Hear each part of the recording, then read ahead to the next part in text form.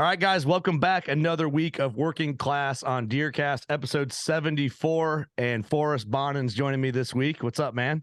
Not much. How you doing? Good. Hey, I want to apologize. It's been the biggest struggle to get you on the podcast, and it's like our schedules, and I'm just like, this guy probably hates me, but we finally got it. No, it's all good, man. I mean, I know you guys are busy. We're pretty busy up here at the farm, so sometimes it's a little tough to get the schedules aligned. I bet you guys are busier than I'm busy for sure. It seems like you guys are always doing something. It's all productive stuff, but Oh yeah. We definitely stay busy. Terry's got a lot of projects he's got me busy with, so we don't have much downtime. well, talk about what you do. Let's like get you introduced to the Working Class Bowhunter family. Like, what's your role at Drury Outdoors? So I'm Terry's farm manager and cameraman. So I'm basically doing. I know Wade and Perry have both been on the series, and they manage Mark's farms, do all his food plotting, all that stuff, and that's what I do for Terry. So I live down here on his Missouri piece, and we like Wade and Perry, they got Iowa and Missouri. We're Illinois and in Missouri, so we got an Illinois piece that I manage over there. And then in the fall we hunt every day. I'm running the camera. So You're busy. How did you get into like farm management? Is it something that you did before you worked for a jury, or is it something you just dove right into and just picked up? My degree in college was wildlife habitat management, a forestry degree. I went to Southern Illinois University, Carbondale down there, and got that. And then I had a minor in photography and media production, so it fit perfectly right in here with it. And Perfect. we didn't do a ton of row crop farming growing up. I grew up hunting and stuff, but so I kind of learned the row cropping from Wade as I got in here. But now I've been doing it for a few years. It's kind of second nature. So when you went to school, I'm thinking of like kids that are listening to this that are in high school or might be going into college, like wondering what they want to do. Did you have this job you have now in mind before going to school, or did it just work out that way? Honestly, I got lucky. I actually started out in college. I was doing an animal science degree, and then I was going to do a minor in wildlife habitat management, and I liked that so much better. So I switched my degree. And then partway through college, a couple of buddies of mine, we hunted together on the public ground down there, and we started filming our hunts just for fun. Mhm. And so I bought a camera and started filming and doing photography. And halfway through being in college, I decided to add that minor on just as a thought maybe down the road I'd be able to maybe do some filming just kind of on the side and stuff. And it just so happened I got lucky enough to get to do it full time. Yeah, it's cool the way that worked out because it's like exactly what you went to school for is like your job. So it's just kind of neat to see that. Yeah, definitely. It's definitely, I'm pretty blessed to be here. That's awesome, man. So I do want to talk about farm. I mean, I want to talk about farm management and deer and everything else, but a lot, we're coming into, I don't even know if you'd say this farm management season never ends, especially for guys like you and Wade and Perry and stuff. But right now it's, spring preparation, controlled burns, all that stuff's coming in heavily. I feel behind. I have very minor projects compared to what you guys are doing, but what are you guys doing right now? What are you getting ready for? Here recently we've been doing a lot of controlled burning. And we're kind of starting to get our stuff ready for planting season. I mean, the soil temperatures are still pretty cold, but we're getting planters ready, getting sprayers ready, getting all chemical and seed ordered and all that stuff. So that's keeping us pretty busy. So I want to touch on controlled burns because for the first time I'm helping one of the farms I have permission to hunt on to do a controlled burn. And it honestly scares me I don't know. I had like my first scary instance with a fire a couple years ago, just burning some stuff around the house, and it got out of control and burned the neighbor's field. And I'm just like, I don't like this at all. I'm having help next time I do it. So what's the process of a controlled burn? And even break it down more for some people that might not know. And why do you guys do it? So we're doing controlled burning. We just burn our warm season grasses, just trying to help. We had a few fields here. Terry had that a long time ago. They were enrolled in CRP. Some of them, they kind of got brushy. They had a lot of weedy species in them. There was some native warm seasons in them, but they really weren't growing great. So if you do a controlled burn at the right time, you can kill off some of like that fescue grass and stuff, and it really helps enhance that native warm seasons, get them growing better. So we go in, the most important thing, we always try to do them. We try to be really safe with them. So we're going in, creating burn lines. And the way we do that, I know some people going in, they'll disc a burn line or or whatever, but we like to take a brush hog, just go around the field. We get a real nice wide path. Usually we'll do usually do a 12-foot wide lane around it, mow it as short as we can. And typically I do that earlier in the year. Like I'll go in February when it's frozen and do that, early February, even into January sometimes. And then it allows that that fuel, that grass that you mow over. I mean, when you mow the grass, you get kind of that cutting that's real fluffy and stuff. It allows some of that. It gets rained on, it breaks down a little bit. So then when we go in and do our controlled burns here in March, a lot of that where you've mowed, that'll start to green up a little bit quicker. So some of that new growth will be coming on. So when you light your fire along the edge there, it's just a lot easier to blow out. So then when we actually go to perform the burn, we always like to follow, we call it the 60-40 rule. So you don't burn if it's above 60 degrees, or you don't burn if the humidity is below 40%. We like to burn when the humidity is around that 50%. That way you get a good scald on it. But it's easy to blow out and put fire out if it does get somewhere you don't want to. If you do it when it's below 40%, that fuel is going to be super, super dry, and that fire is really going to rip through it really fast. So we'll go in, we'll start lighting. We get on the downwind side of it, and we'll light it, and we start to back burn a little bit. So we'll go in, light right along that burn line, let it burn in a little bit. And your fire, it'll separate a little bit. So you let it burn into your field that you want burned, and then you go along that mowed lane, and just take a backpack blower or any kind of blower really, and just blow it out. Or I mean, you can use a rake or something, and just pat that fire out. And that way, when you go and light your head fire on the upwind side, that fire is going to travel a lot quicker through your field, and it'll go and it'll suck together when it gets close. Like the heat it'll dry out all the material between those two fires, and it'll suck it together. But on the downwind side, by having that charred area, that fire that's coming across really quick, it'll get together and it'll suck together and just go out on its own in the middle of the field. Gotcha. Yeah, because that's like my biggest fear, man. Because this area I hunt, I talked to one of the landowners, and he's a really awesome guy. He's like, man, we just went in there one time and just lit it up with a torch and burned it. Like, you can just do that if you want. And I'm like, I am not going to just go in there not knowing what I'm doing, because I don't know any of this stuff. It's all new to me, and I'm excited to see it done in person. I've never even been around it. So I'm excited to like see the process firsthand, but I'm like, I'm not going in there with a torch and burning the whole county down. That's like my biggest fear with it, but there's a process. Yeah, it can get pretty wild. And I mean, we typically burn in the evenings too, because I mean, your humidity is going to be the lowest. Like naturally during the day, your humidity is going to be the lowest around 3 or 4 o'clock. And then typically the sun starts setting. I mean, your thermal, like, I mean, as whites 100, your thermal start dropping. Some of that humidity starts kind of coming down towards the ground. So if you typically burn in the evening, it's a lot easier to control your fire as well, because that humidity is naturally rising, and it's going to make that fire burn a little bit slower. Oh, okay. Gotcha. It's good tips. It's something I'm excited to do, because, it's a farm I've hunted, and I'm looking at the CRP, and the CRP I think it's in rough shape. Like, you can't walk through without your pants getting shredded from thorns and all that stuff. And I imagine that's threat to not being eligible in certain programs. Is that normally the case? Or I'm not sure. It depends on what kind of program you're in. I know like some of the different contracts with CRP and stuff, you gotta go in and cut trees down, or you can't have certain like plants in there. They may want you to go in and spray for invasives or something like that. It just kind of depends on what the goal of the program is. Yeah. Well, I'm excited to do it because, one, I want to see, like, it's impossible to shed hunt. So it's like when this burns, like what gems are just laying in there. And I don't know, do you run in that a lot when you do a burn? Do you guys find a lot of sheds and grass normally, or is it hit and miss? It depends on the year. I mean, we have found some typically over the years. I think the most we burned one field one time. We picked up 13 out of it. Wow. But then like this year, it's been pretty slim. We've found a few. I mean, typically they're discolored when you do find them. Sometimes they get pretty charred up, but it's definitely a lot easier to find them, especially after beans on a burn. I mean, you go out and they stick out from a long, long ways away.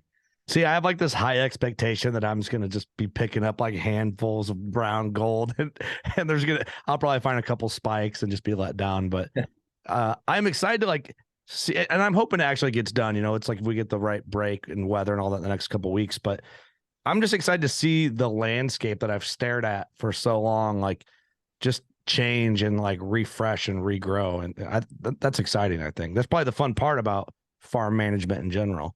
Oh yeah. And burns, like burning is it's honestly probably my favorite thing to do on the farm. And man, like you burn it and it looks black and it's just a barren wasteland. And then you get a couple rains on it and a couple warm days. And it's when it starts to green up, it's one of the prettiest things in nature. It truly is. It's gorgeous. Do you find like, and I don't know, it's a farm that doesn't have a high density of turkeys. So I'm hoping going into the turkey season, I'm just wondering if like the birds will be more attracted to that area with the fresh green growth and stuff like that. I'm just wondering how much it'll change coming into turkey season. Yeah, definitely. I mean, turkeys absolutely love burns. Like we actually burned probably 75 acres last night. And we did it down in a bottom where we've never burned it before. It's just we always just kind of we let the local farmer hay it. And but the turkeys always roost on a big ridge. And Terry and I were talking, and we're like, man, it'd be really pretty to burn this spring and try it and turkey hunt it. And there was actually a couple birds in there this morning. I could hear them gobbling in there. I don't know if they were necessarily in the burn, but they were right there in that bottom with it. But Wow, that's exciting. Yeah, I'm excited to see like what that does for it. And then too, like you said, you burned 75 acres. What's it take to burn that chunk of acreage? Like how what do you long is it taking? last night we started at 5:30 and we were done by 8:30, 9 o'clock. That's all it takes. It goes Yeah. that fast. If you do it when the conditions are right and it's easy to control. I mean, literally we had a couple of the fields we didn't even, because of the humidity was right and stuff, we were able to literally just you take the drip torch and ring the whole field at once, and we didn't even have to blow anything out. It just all stuck together in the middle on its own. We went along. We had a couple little spots to pad out, but I mean, it's all doing it when the conditions are right. It makes it way easier and quicker. Mm-hmm. Yeah, I'm excited to see it, man. I'm gonna try and film some of it just for just to look back on and kind of see it change. But all right. So controlled burns are one of your favorite. What's your besides that your number one like land management practice, and then your least favorite? Um, I really don't know that I have a least favorite. Really? Yeah. That's I mean, surprising. it's not okay. It's not really like a land management thing, but a lot of our neighbors have cattle, so we have to fix a lot of fence. Mm, Just trees falling down and stuff, and I really don't like fixing fence. yeah. Um, But man, I don't That's know. fair. As far as I really enjoy the farming aspect of everything. I mean, I like planting the food plots and getting to see those grow really good, especially the clover. I mean, clover is like my favorite food plot to plant and trim them up and make them real pretty and stuff. So I mean, the Yeah. food planting is right there. But we Well, don't. go No, ahead. go. Sorry. I was gonna say, like, I watched you guys, we had a drought last summer and you guys were running like basically water trucks out to force water plots. Like I was gonna say, like, is that one of the least favorite things? Is you're kind of in like panic mode trying to save and salvage these food plots. It really isn't bad. Like the first couple times, like you go out and I mean, as a kid, like everyone kind of has a little stage they want to be a firefighter, and we got that fire pump on the truck, and you go out and you're spraying, holding the hose, and spraying the fields down and stuff, and it's pretty cool. But then after you have to do it I mean, you're just trying to get those food plots through till you get another rain, and then also you're looking at the forecast, and it's like there's no rain in the 15 day, and you're out there 2, 3, 4 weeks in a row watering every morning and evening. It wears on you a little bit getting up early and staying up late doing it, but it's all worth it in the end. Yeah, I mean, you're busting your ass from year round, but then it's like by the time you're over and maybe you're never over it. That might be a bad way to put it, but your hard work gets put in, and then there's this big transition, which is hunting season, and then you're enjoying and working in a different way that still relates to your farm management way. You're getting to see more the fruits of your labor at that point. Is that probably a fair way to put it? Yeah, definitely. I mean, it's super rewarding to go out and work all summer, hang tree stands, move box blinds, plant food plots, all that stuff, and then go out and see the deer actually. I'm using it and really using the resource and eating out of those food plots or drinking out of the ponds you put, and seeing the stands like hanging sets, seeing those sets pay off and have deer come in, and it's super awesome. Yeah. Do you guys do a lot of artificial like water holes? We don't typically on Terry's farm. There's quite a few ponds here Mm-hmm. already. We just kind of strategically have sets hung or blinds placed where deer coming and they're getting water and going out into the food plot, we kind of try to play on that, like where they're moving to and from those water holes. Okay. Yeah, I always think about doing that. Like you see there's companies now that make like the artificial water holes that you kind of dig in, let them fill up. And I've always been wondering like how beneficial that would be for some of my little food plot areas, like within the CRP and stuff that I have. But because there's really no like big ponds in the area where I hunt in this one particular spot. So I was just curious if you guys utilize that or not, or how much of a difference it would actually make, or if it would be like an attraction, you know what I mean, and my little kill plot or whatever. I mean, if it was the only water source that's there, it would be huge. The only reason, like I said, we don't do it is there's so many little ponds on this farm, and there's a creek Right. that runs through the middle of it. So those deer, I mean, they have water every few hundred yards, whichever direction they walk. So I don't think it'd be a huge drawing card here. Yeah. But Yeah. if you don't have a water source on your property, that would be a huge drawing card, I would think. I have to really play it out. It's just like one more thing that I got to do type of thing. You know what I mean? It's like, will it pay off? It'd be fun. Like I'm going to enjoy doing it, but it's more just talking to the wife, like, hey, I'm gonna go dig a hole, plastic pool in it. So Yeah. yeah, I just didn't know. I hear guys like swear by it. I was just wondering, since this is what you do, if you had any experience, but it makes sense with where you're at. Yeah.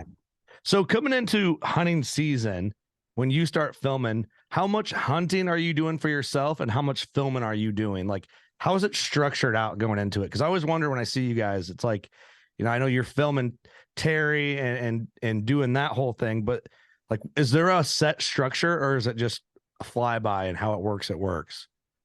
I mean, we just kind of fly by it and see. Typically going into the season, we'll have one or two deer that he's like, that's going to be my number one target for the year.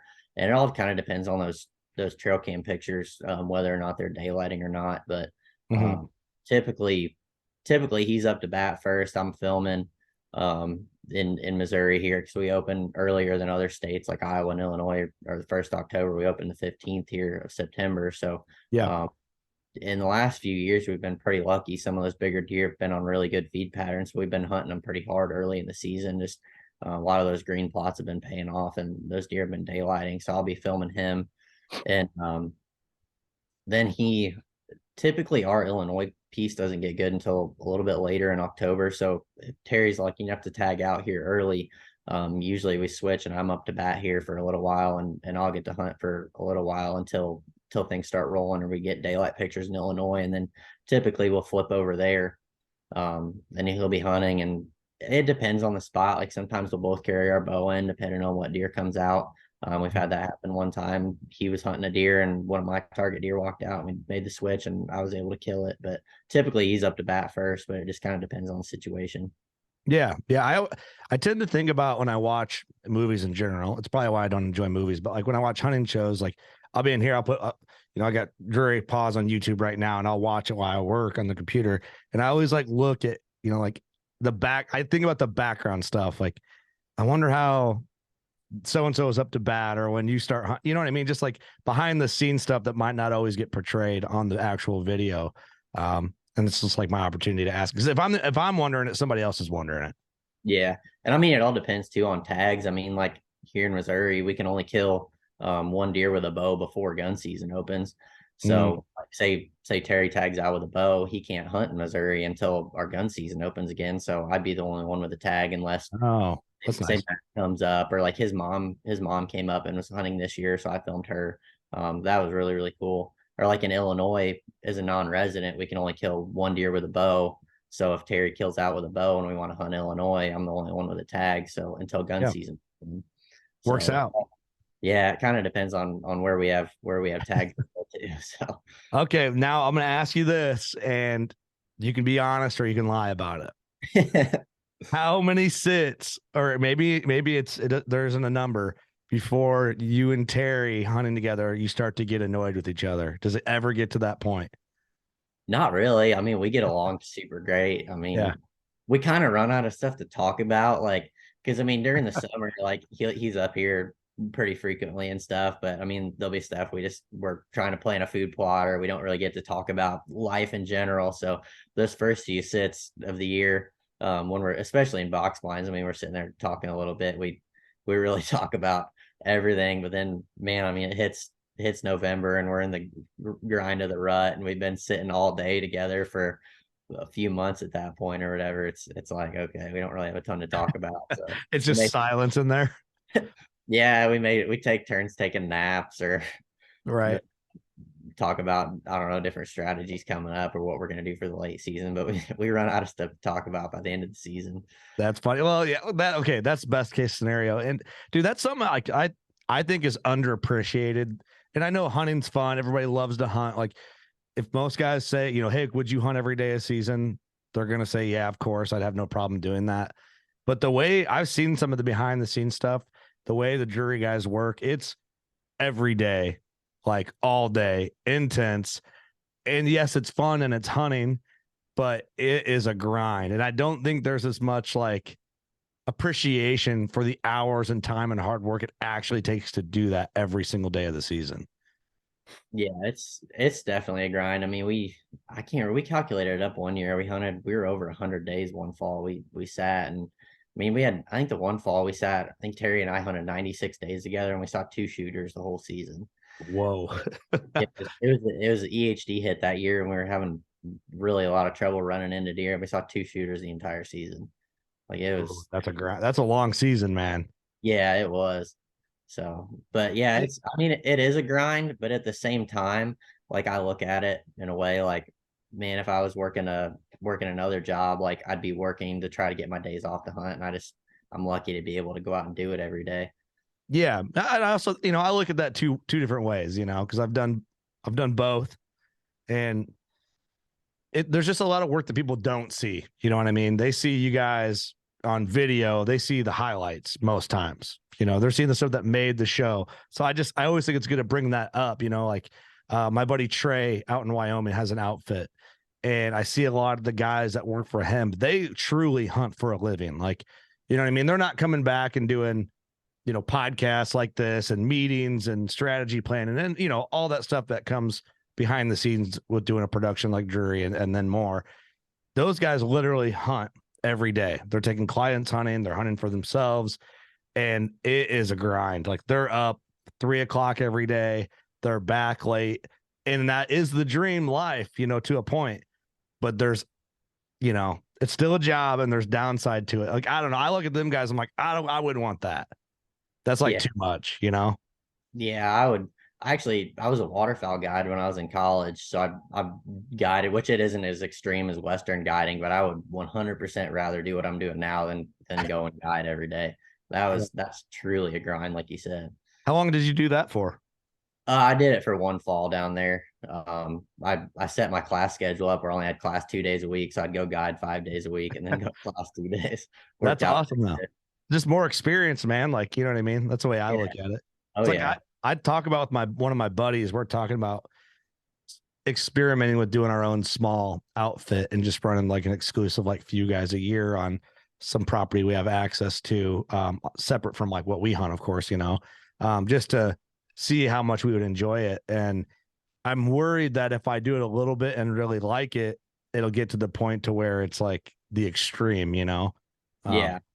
But we're just in the planning of that now. We haven't really like dove in to actually do it. But what I'm getting at is just there's just a ton of work in it. It all seems beautiful and rainbows and unicorns from the outside, but it's still a grind. You still have a job. You're still working your butt off. Yep, definitely. Trying to give you credit here. Yeah, well, I appreciate it. But no, we definitely work hard. We work Yeah. really hard. So Yeah, man, I know how I feel after hunting 2 weeks straight. You know what I mean? When I've taken that time off to hunt a specific deer or strategy. I think a lot of it is like it's mental exhaustion probably more than it is physical.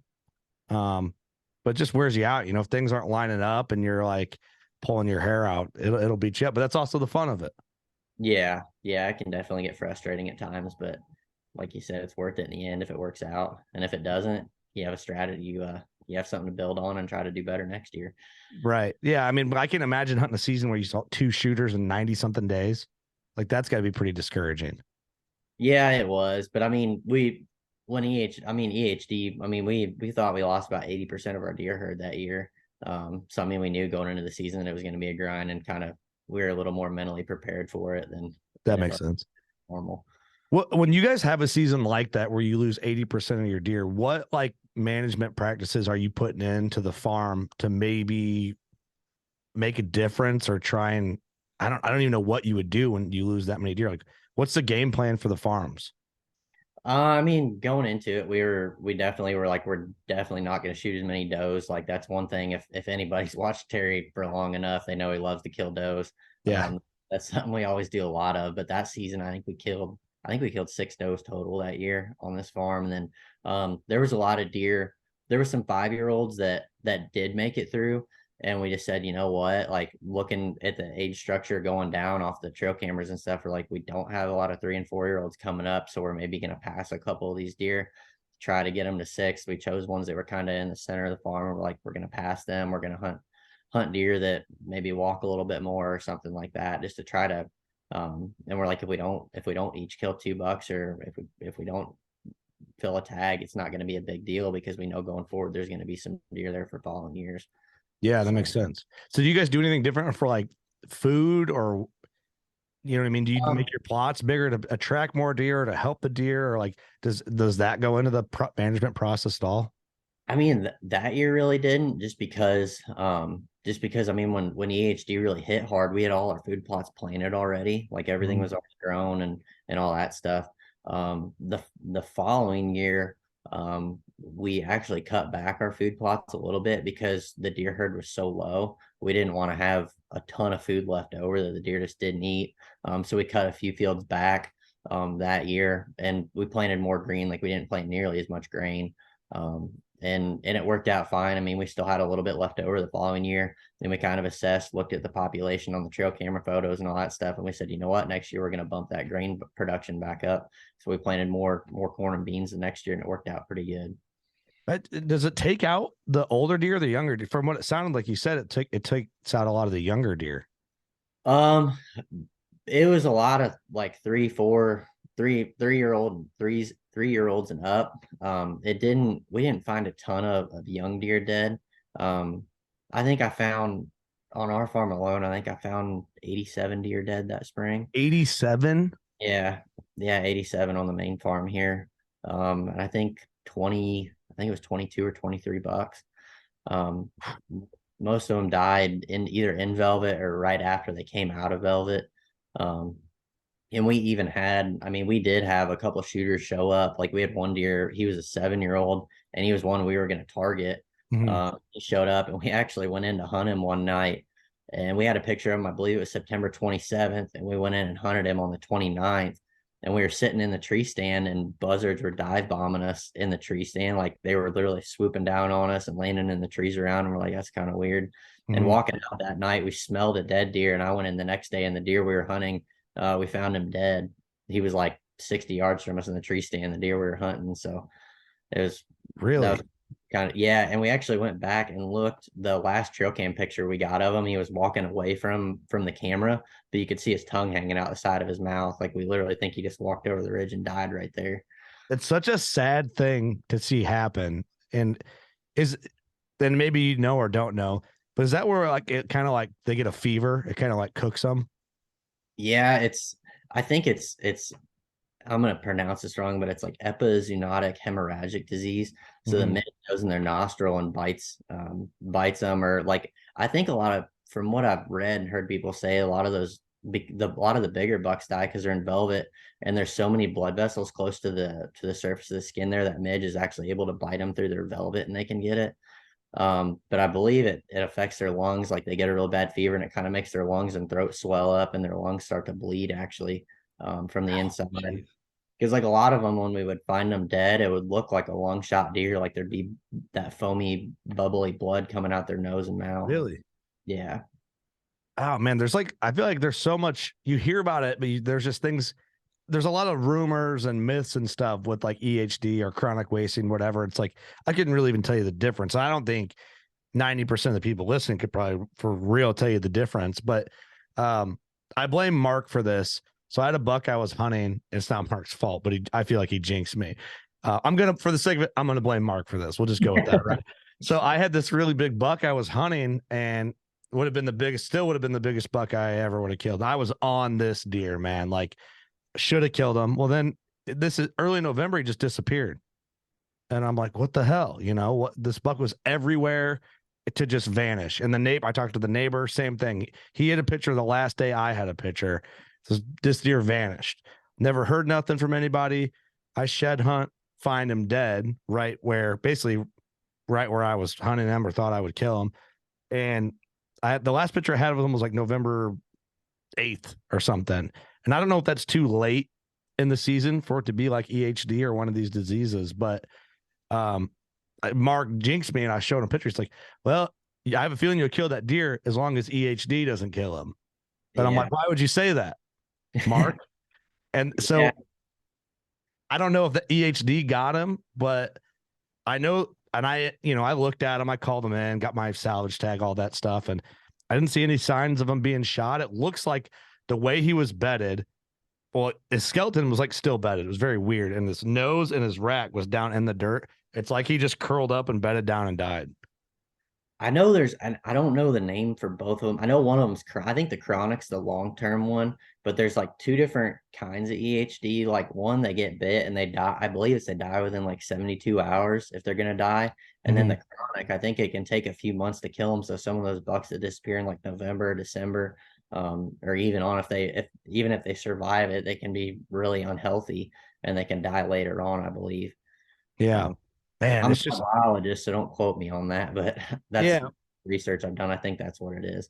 I figured. I mean, you obviously you've been around a lot more of it firsthand than I have, and I think whether you're a biologist or not, just seeing it and being around it and finding the deer and kind of like, it has directly impacted your deer herd right where you're at and make a living and manage.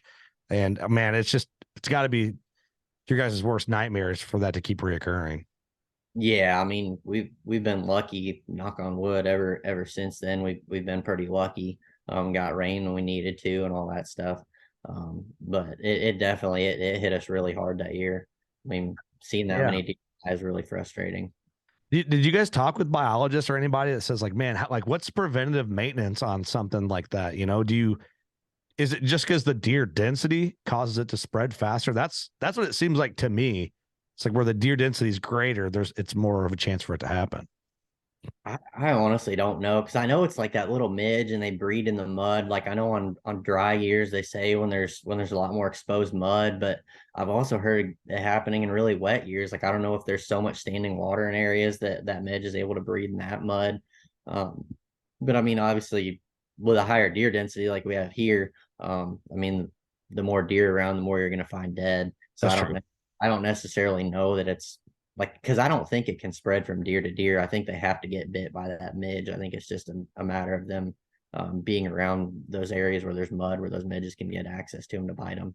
There's got to be a spray or a treatment to prevent that midge from like getting, I don't know, doing whatever it does. You know what I mean? There's got to be something, but maybe there's not. I don't know. Yeah, I would think there'd be some kind of pesticide you could spray to at least spray it on the mud or something and kill the larva, or I don't know, but I don't know that it wouldn't. I mean, you'd have to find something that would kill just that midge specifically and not kill everything. So yeah, I don't and know. do more damage. You go in there to spray the midge and just screw everything up worse. But it seems selfish to like save the deer so we can shoot the deer, but we're actually, it's a sad thing to watch happen. It's like they pretty much get a fever and their brain cooks and they die. Like that's the worst thing. Yeah, it sucks. I mean, we had a few deer. We found them when we knew they had it. I mean, they were standing in the pond there and just looked sick. And like there was one doe. I mean, she literally, you could tell. I mean, she had her tongue hanging out of her mouth, panting, and she would literally stick her whole head under the water and then pick it up. And I mean, it was bad. We went back the next. I mean, and you can't do anything about it. So we went back the next day and she was dead on the edge of the pond there. But it's. I mean, you want them to live so you can kill them, but then when you see them die like that, it makes you really sad as a gamekeeper and a manager. Right. And everyone listening to this is going to get that because I don't think we have too many PETA activists listening. I mean, they might be trying to get fuel on us, but I highly doubt it that they're listening almost 40 minutes deep into a Deercast podcast. But we care about the animal. It's a bummer to see it. Like, and death from an arrow or a bullet is seconds compared to days of just brutal suffering like that. Not to talk about EHD and all this stuff, the whole podcast, but I Yeah. just, it kind of comes hand in hand a little bit when farm management and keeping track of your deer herd and stuff like that. It's a dang shame. So right here, we're gonna remove any jinx for EHD or chronic wasting for the whole Midwest, and it's gonna have good rain all summer. We know that that's gonna happen, and everybody's gonna be happy. Yes, sir. Just call it Positive thinking. positive thinking. But man, what a bummer! And I should have killed that deer, but I did get that skull, but I do feel like Mark jinxed me a little bit because he just brought that up. I'm like, why would you say that? Don't do that to me, Mark. So it's a damn shame. Oh yeah. So going into this season, do you have a deer in mind for you specifically to kill this fall, or one you're hoping pops back up? Um, I mean, there's a couple deer that I would like to see pop back up. Just I know they're going to be on Terry's shoot list. But I mean, I've been shed hunting like crazy, and we've been lucky to pick up a couple decent sheds. That's probably honestly one of my favorite things to do. I'd almost would rather pick up the shed than actually kill the deer. I love Really? doing that. Oh yeah, I love walking. Um, but we've picked up a few good sheds off some of the deer that we know made it through. So I'm really excited about them. And um, for me, I mean, there's one deer here in Missouri. We think he was either 9 or 10 this year, and he made it through. Um, just a big old bully of a buck. He's just a big, heavy 8 point. Why are they So always 8 pointers? I, Bucks are I, always 8 pointers. yeah, I know. I love 8 points though. Like Me too. if I could shoot a big 8 point every year, I'd be a happy man. Yeah, But same. but that deer's one. He's really really tough. We get a lot of pictures of him, but a lot of them are at night. And when we do get a daylight picture of him, we may get one a mile this way, and then the next one maybe a mile this way. So he's pretty tough to run into. But maybe we'll run into him next year. He's going to be 10 this year. Yeah, we believe he's going to be either 10 or 11 this year. That's He's awesome. he's an old sucker. He's built like a bull. He's big. That's awesome. My buddy's got a deer like that. We named him Don Vito from remember Vivo Bam. He's just a big old fat, just crazy looking thing. It's amazing an animal can make it that far, considering the diseases we're talking about, and you add every other factor in the Yeah, mix. It's like that's you don't hear about that. yeah, yeah. It really is a miracle to get them. I mean, it's hard to get them to 5 years old, much less 10. Double it, yeah, double it down on it. What how many sheds do you find a year? I'm just asking you random questions off the cuff right now. It's just coming to me like this. So This year's been really tough. I mean, it warmed up and the deer seemed to spread out and scatter before the shed. yeah. I think I think I found like 41 or 42 this year. But my best year ever, I found 113. My record's like 20, and I found 4 this year. I I like, can't do it. yeah, I love it. I mean, but I'll go. The last few years I've averaged, I think I've walked over 100 miles the last three years. And I've averaged. I had that really good year, and I think I've had a couple years where I've been between 80 and 90. Wow. But this year's definitely been tougher. Yeah, you're So putting in the work though. You know what I mean? You're putting in yeah, the miles. That's what it takes. And maybe after this control burn, that'll boost me up to maybe like 7 sheds this year. Maybe I'll like get lucky, you know.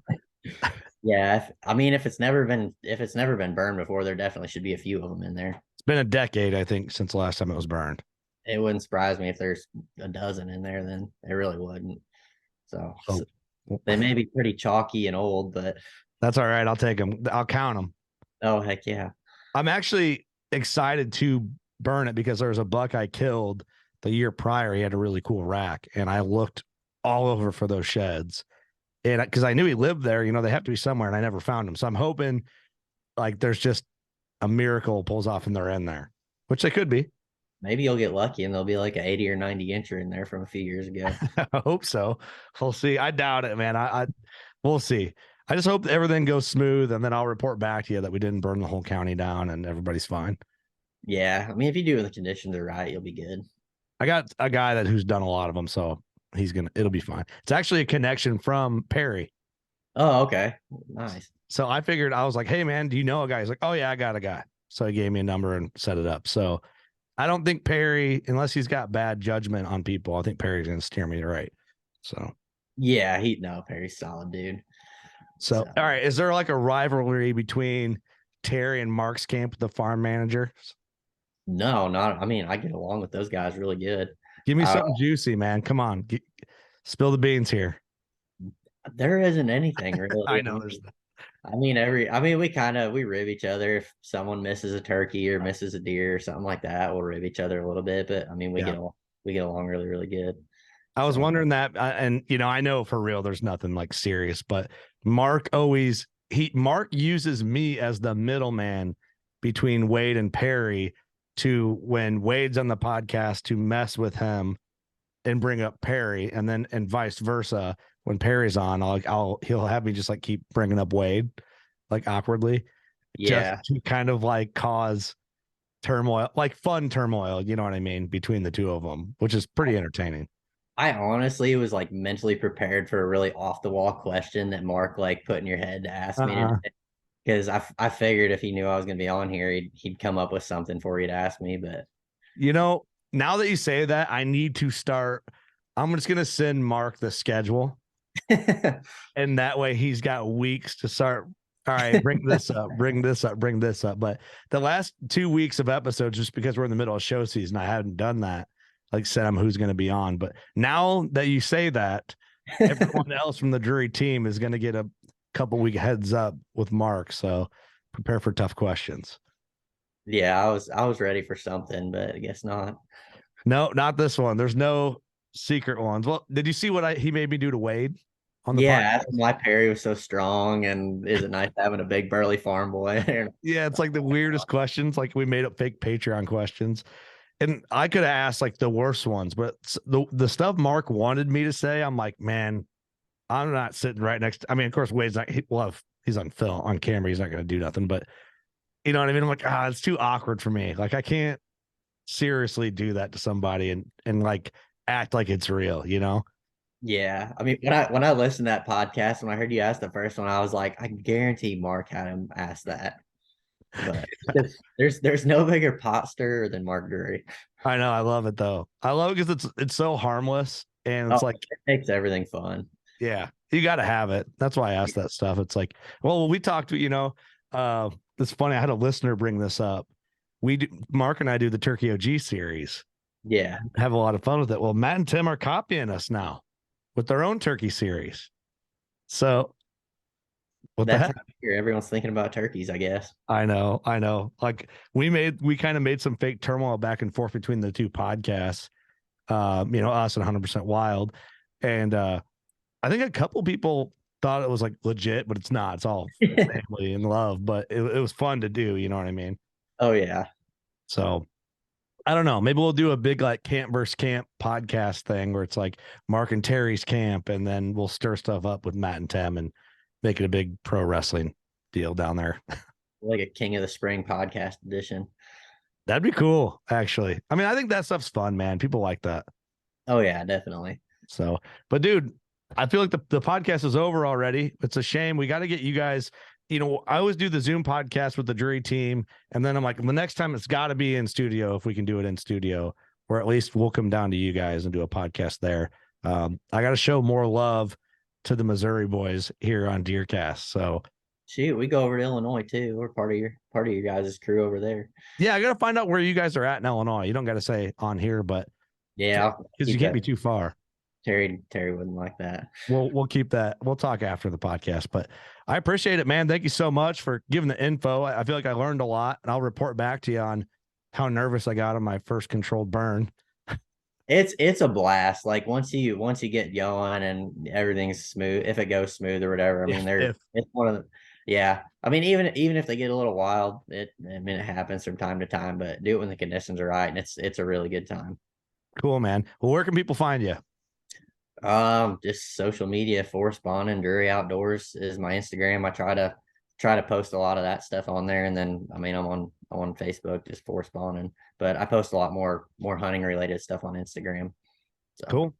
Well, I appreciate it, man. Thanks for taking the time. I'm glad we finally got this episode pegged down and done. So I'm sorry yeah, for the delays, man. no, it's all good. It's a good time. Well, appreciate it. Thanks, everyone. This one seemed really quick. We got to start doing longer episodes, but thanks for tuning in, watching, listening. You know what to do. Go shoot a giant. We love you.